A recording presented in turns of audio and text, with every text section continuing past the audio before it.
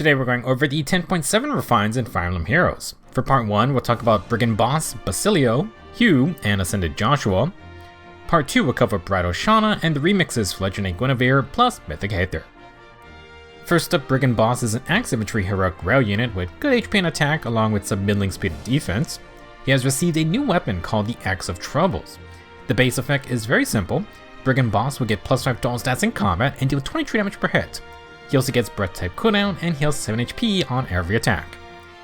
For the special refined part, for foes within 3 rosary columns, inflict -5 stats. Those foes suffer a free follow-up attack, and last, Brigand boss has a Freya's field buff stealing effect. Brigand boss will be pillaging the enemy's field buffs in combat by giving his team a matching stat buff, and then he will inflict a matching stat debuff to cancel it out on the enemy. Now as for more personal effects, Brigand boss will get 15 flat DR and prevent 1 follow-up attack. Overall, Axe of Troubles gives the team some stat support by taking the enemy's field buffs in combat. He also basically has an Omni Crux effect with another -5 stats and a free follow-up. For himself, Brigand boss essentially has Omni Breaker and the usual 22 damage with 15 flat DR. He will heal when attacking and has breath type cooldown, which is nice since he has no slang.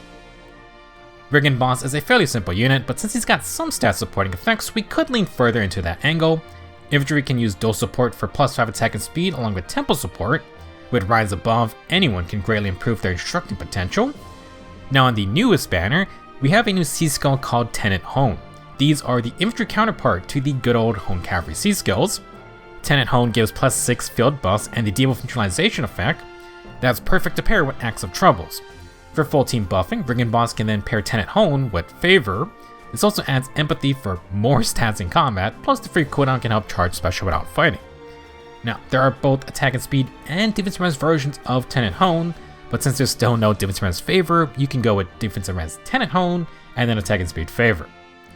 Now, attack and speed Tenet Hone is fine for a more offensive build. You could pair that with the new attack and speed Taker Burst. That skill's not actually stealing from the enemy, but Brigand boss can power up the more he pillages from the enemy. Now, for other skills, infantry have a lot of options. Pair up Patience, Potent Finish, Low Finish, maybe the modern dodge-like options. In the A slot, the D bonus doubler is another fun choice for the field buffing build, or you could use the 2 below A skills to get tempo and flat DR. Suspector can give Kanto, but that's also available from Brutal Tempest or Tumuch's Echo. For cooldown, you can use Burst of Thunder, Momentum Echo, Infantry Pulse, or even just good old Times Pulse. If you can bump up Brigand boss's speed, then you can try other potent skills like Person Echo or the Tier 3 Sacred Seal. As for specials, Shatter Slash is nice since Brigand boss has no slang, but Archrival and Comet do have cooldown effects themselves. Any of these are fine for a modern 40% tier special. All in all, Brigand boss isn't a fancy unit, but melee infantry have many skills to work with at least. For example, the new Tenet Hone skills are going to be nice options for any supportive setups. Next, we have another Axe fighter, but Basilio is a 3 to 4 star demote. He's pretty similar to Brigand boss stat-wise. Now Basilio's new weapon is the hero's Greataxe. For Basilio and allies within 3 rows or columns, grant +5 stats, full tempo effects, and breath type cooldown. For Basilio himself, he has low attack and defense to neutralize the enemy's field buffs. He then gets 15 flat DR. For the special refined part, Basilio gets another +5 to all stats, he deals 20 true damage, gets a free follow-up attack, and heals 7 HP after combat. Basilio's weapon is kinda similar to Brigand boss, but his support is more cooldown focused with breath type cooldown and tempo. Basilio has the usual combative effects for himself, including +10 to all stats, 22 damage, 15 flat DR, and a free follow-up. Low attack and defense is nice, and Basilio will heal after every fight as well. Generally speaking, Basilio can run anything that Brigand boss can. Favor plus Tenet Hone will be a good supportive setup, and that should pair nicely with Hero Greataxe's cooldown support. You can also use Infantry Pulse 4 for another cooldown source, since Basilio has super high base HP. For another supporting method, Basilio can use Rise Above's absurd flat stats to proc Instruct for your team. He doesn't need the flat speed for Patience, but if you don't want to compete with other high speed units, then Patience will give Basilio a guaranteed follow-up. This can be risky since foes will get to follow-up first, but you could also use Hardy Bearing to initiate with Patience and then get to use your follow-up first. That is a very much player-phase setup though. For other skills, Basilio can use Duelist or Warrior's Blow, but since he already has Tempo, I feel like Rise Above is just a better option overall. Besides all the bonus stats, Rise Above plus Instruct also just give 12 true damage and flat DR. It's just a very nice general skill set to power through fights. Speaking of, for Patience builds or just more defensive setups like with Lagu's Friend, you could try to get Basilio Guard. Guard plus tempo means the enemy must bring instant cooldown or no guard, or they will not charge their special. Obviously a lot of units have those, but maybe you can sneak in Scowl from allies as well. Now one way to get guard besides the Sacred Seal or Echo version is with Arch Rival. You can also use Rejuvenate if you wanted to go for a distant counter enemy phase build. For more aggressive playstyles, Tempest or Tumultuous Echo for 3 movement is solid. If you can give Basilio brave attacks with something like Erica's Ring, then he can go all in on cooldown with Attack and Speed Taker Burst and Burst of Thunder. The minus 2 instant cooldown from those skills, plus Breathtaking cooldown and tempo, should charge Shatter Slash or Comet on your first hit. Basilio can then trigger his special on his second brave hit. You could also use Momentum for this type of playstyle as well. There are a few ways to go about it, plus a lot of units have pre and pulse support effects too.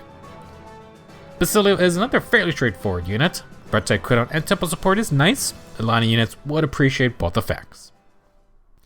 Onto the retired old 5 stars, our next refine is for Hugh. Hugh is a red infantry mage with good speed. His cell spell Tome has received some buffs. Hugh gets another +3 flat speed and then additional stats in combat based on how many dragonflowers you give him. If you're gonna get his refine, you might as well pay the man 5 dragonflowers because then you get +12 to all stats. In addition, Hugh can get a bonus double effect, except now it's been upgraded to Fringe bonus, and it can borrow from allies anywhere on the map. For more effects, Hugh's gonna get no follow-up and 7 flat DR.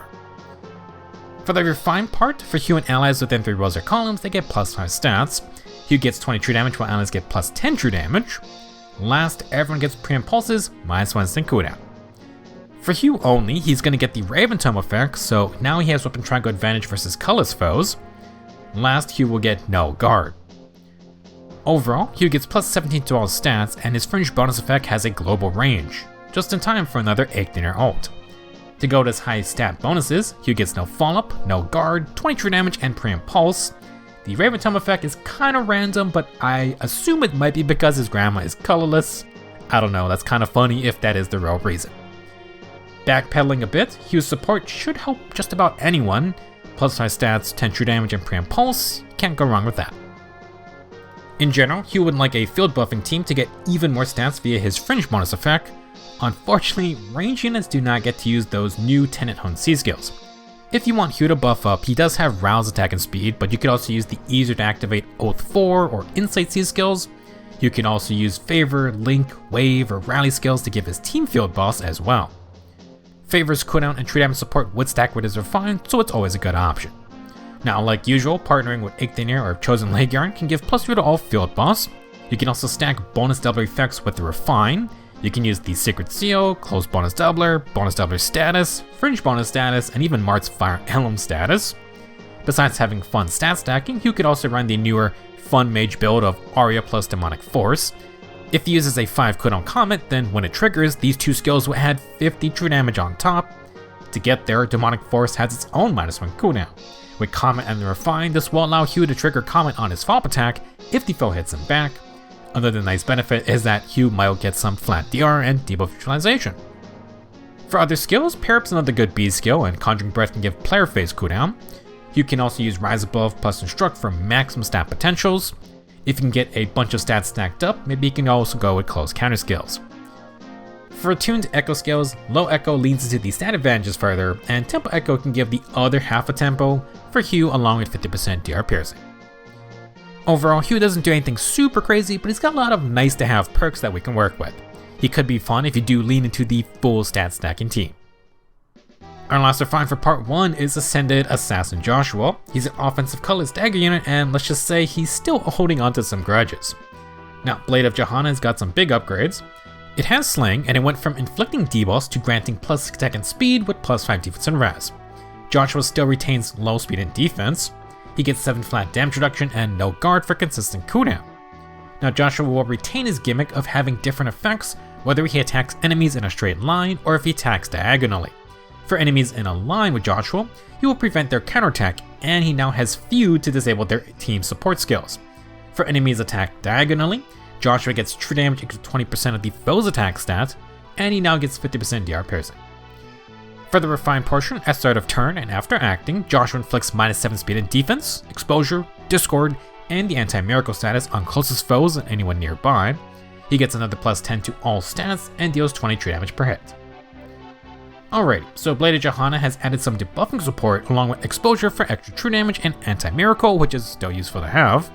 Joshua himself gets plus 15 to 16 to all stats, and the usual 20 true damage and 7 flat DR. He will add no guard to his sling effect, and he's upgraded his positional attacking effects. Attacking diagonally gives Joshua even more true damage along with 50% DR piercing for extra firepower. Attacking straight on may be even better though, because Joshua can deny counterattacks, and he now has feud to cut off support auras which the enemy may have. All in all, Joshua has definitely gotten a lot more firepower to assassinate his target, but he is depending on his sweep effect for some general safety. It's a little risky, but I feel like he wouldn't mind doing some gambling.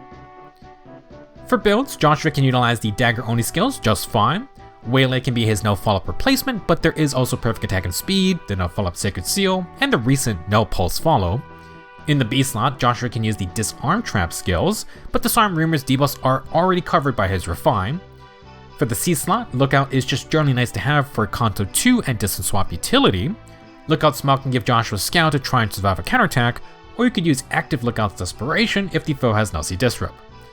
Since Joshua has positioning conditions, he would also appreciate Lookout Rush.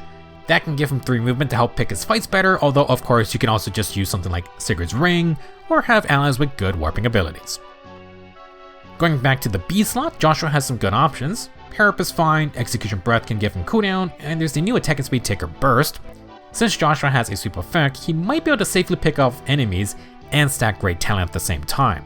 Taker Burst also neutralizes attack and speed debuffs and has Parent Pulse, which are both good perks to have. For a really greedy build, you could use Taker Pulse with an AoE special. AoE specials do take into account great talent stats, and all of Joshua's true damage effects actually work on AoE specials. Obviously, the big challenge is surviving combat, especially with foes with no C Disrupt. Definitely a riskier build, but at least now you can upgrade from Life and Death 4 to the crazy Rise Above for another plus 12 flat attack. For other C skills, Joshua can trigger Creation Pulse with his new debuffs. No Pulse Follow is another no follow-up option, plus minus 2 cooldown on the follow-up attack. For 40% DR specials, Joshua can use Comet or Arch Rival. It feels like daggers are due for another class special, but who knows when that will happen. For Echo skills, Time's Pulse can be nice, or you could go with some warping with Attack Oath or Mercy Wing Echo. For Sacred Seals, any attack and speed boosters would do, or you could use Flashing a Heavy Blade if you still need cooldown. In conclusion, Ascended Joshua certainly got a lot more damage to match his Assassin class change, and getting access to feud in his weapon is a nice touch. You won't have to use his green feud C skill anymore. That'll be it for part 1 of the 10.7 refines. Let me know your thoughts and have fun with the new skills. In part 2, we're going to be covering Jehanna and the remixes for Lich and Guinevere plus Mythic Hathor. Thank you for watching, and see you there.